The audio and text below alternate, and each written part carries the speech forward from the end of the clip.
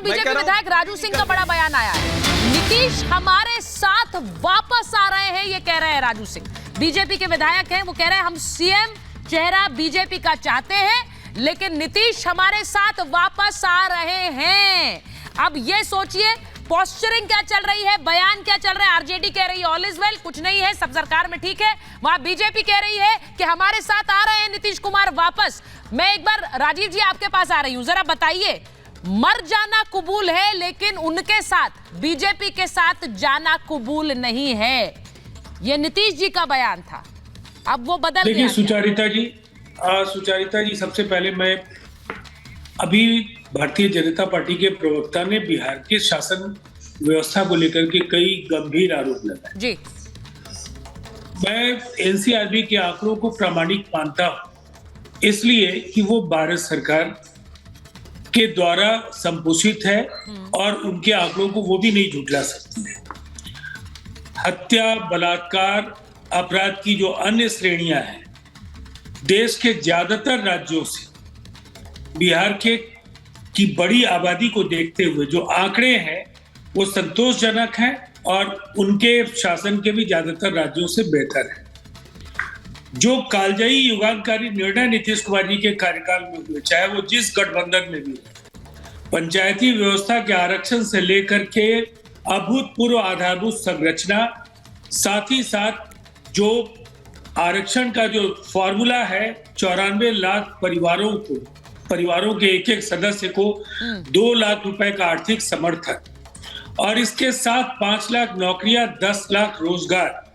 मैं समझता हूं एक राजनेता की जो सबसे बड़ी उपलब्धि है कि वो जनता के बीच वो काम करे और जनता का आशीर्वाद उसको निरंतरता के साथ मिलता रहे। और इसका जो प्रमाण है कि 2005 से लेकर 2025 तक के लिए जनता का आशीर्वाद उन्हें है। बिहार के मुख्यमंत्री के लिए गठबंधन, जिस गठबंधन के वो नेता रहे, जिसके वो चेहरा रहे, उसी गठबंधन को जनता ने समय से अपनी पार्टी का पक्ष रख रहे हैं टेलीविजन पर, तो आप अच्छी तरह से जानते हैं कि सवाल को घुमाना कैसे है। मैंने सवाल पूछा था मर जाना कबूल है पर बीजेपी के साथ जाना कबूल नहीं है, ये नीतीश जी का बयान क्या बदलेगा, मैंने सवाल ये पूछा था।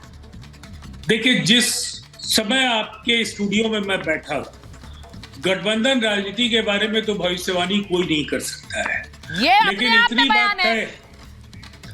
देखिए, सबसे पहली बात क्या है सुचारिता जी, ये गंभीर बहस है जी, सनसनी पैदा करने वाले बयान ब्रेकिंग बनेंगे। लेकिन मैं एक बात जरूर कहना चाहूंगा कि कांग्रेस इस इंडिया ब्लॉक की सबसे बड़ी लीड पार्टी है। कई अवसरों पर हम लोगों ने उन्हें ये बताया कि हम एक मजबूत विकल्प बन सकते हैं, लेकिन आप समय पर बैठकों को आयोजित कीजिए।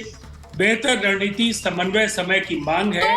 सीट शेयरिंग की प्रक्रिया को तेज ये गुस्सा नहीं राजीव जी, ये वाली जो आप तर्क दे रहे हैं किसी के गले नहीं उतरेगा, क्योंकि अगर ऐसा है तो इसका गुस्सा आरजेडी पर क्यों उतरेगा भाई? इसका गुस्सा आरजेडी पे उतारकर आप उनसे क्यों अलग हो जाएंगे? हमारे किस संबोधन से आपको लगा कि आरजेडी से हमारी नाराजगी है? हम तो सरकार। अच्छा, सम्राट चौधरी कुछ कह रहे हैं सर, मैं एक बार वापस आ रही हूँ। बीजेपी के बिहार अध्यक्ष कुछ कह रहे हैं सर। मोदी कह रहे हैं कि दरवाजा खुलता भी है और अब जो बोले हैं उनसे पूछिए। खुलेगा फिर से नीतीश सर, आप अपनी पगड़ी खोलेंगे क्योंकि पगड़ी आपने बांधा था, 100 में लिया था, पगड़ी खोलेंगे, समय आने वाला नजदीक। देखिए, स्पष्ट रहिए, हमारी बैठक लोकसभा चुनाव के अंतर्गत हो रहा है। पगड़ी का जवाब में पगड़ी के समय इंजन और बोगी, क्या इस बार बीजेपी इंजन बन के चल रही है या बोगी बनकर मौका देगी सर? सम्राट जी, नीतीश कुमार को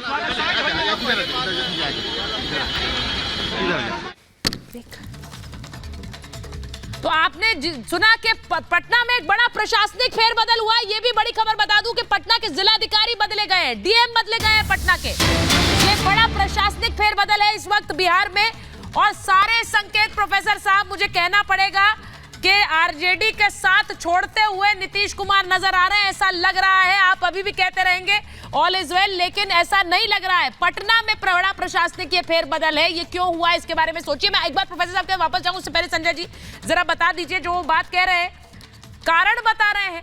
राजीव जी, क्या कारण अभी ढूंढने में असमर्थ लग रहे हैं आपको? नीतीश कुमार वापस आ रहे हैं एनडीए में।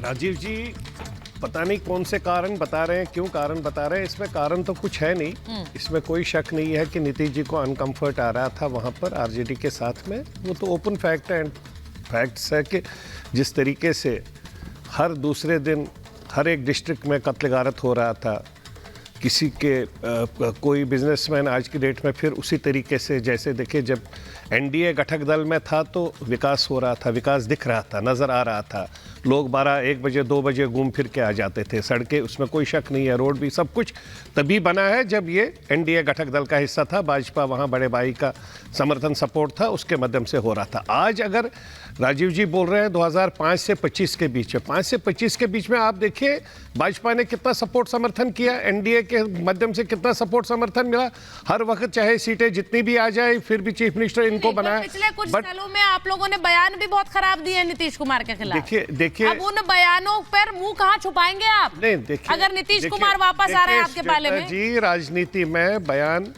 होते जाते रहते हैं, राजनीति में इसमें कोई शक नहीं, मैं खुल के बोल रहा हूँ, कोई दोस्त नहीं होता। मुश्किल हो रहा है बोलना, मुश्किल होगा आप लोगों के लिए बोलना। वो बयान दिखाए जाएंगे आपको ये अप्रिशिएट करना, आपको ये अप्रिशिएट करना चाहिए। अगर कहीं पर गलत कुछ हो रहा था, हम ठोक के बोल रहे थे, ये भूल के बोल रहे थे कि कल हमारे साथ में थे, लेकिन हम ठोक के बोल रहे थे यहाँ पर ये चीज गलत हो रही है, हमारी गरीब जनता को मदद नहीं मिल रही, सपोर्ट नहीं मिल रहा, समर्थन नहीं मिल रहा है, सेफ्टी सिक्योरिटी नहीं मिल रही है, हम खुलकर बोल रहे थे। हम तो इसमें हम तो जंगल 2 भी बोल रहे थे कि because of Lalu Prasad Yadav ji family, जो वो सब में थे, उसकी वजह से जंगल राज 2 था। हम तो क्लियर कट, हम तो इसमें पीछे हट ही नहीं रहे। लेकिन नीतीश कुमार अगर वापस आ रहे हैं एनडीए में, इसका सीधा मतलब ये है दुष्यंत जी कि वो इंडी गठबंधन को बाय बाय कह रहे हैं, यानी वो सपना जो साथ लाने वाले बने थे अब वो उजाड़ने वाले बन जाएंगे।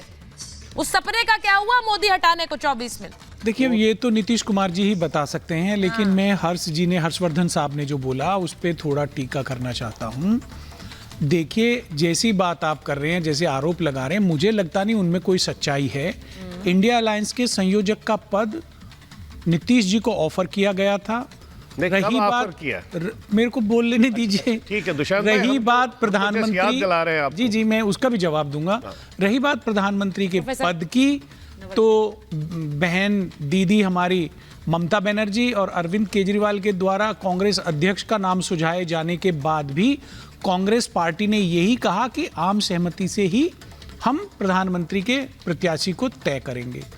तो मुझे नहीं लगता कि एनडीए में जो उनको मिलना चाहिए था या जो उनकी महत्वाकांक्षा थी, कर्नाटक से नीतीश नहीं, मुंबई से निकल के आ गए। नीतीश कुमार जी के लिए खुला मंच बाय करने का मन बना लिया है, ये बिल्कुल क्लियर लग रहा है, ये बिल्कुल क्लियर लग रहा है। वरना अभी तक तंत्र में सबकी अपनी, वरना अभी तक गठबंधन, नीतीश कुमार के नेता बाहर आकर क्यों नहीं कह रहे कि अफवाहें हैं?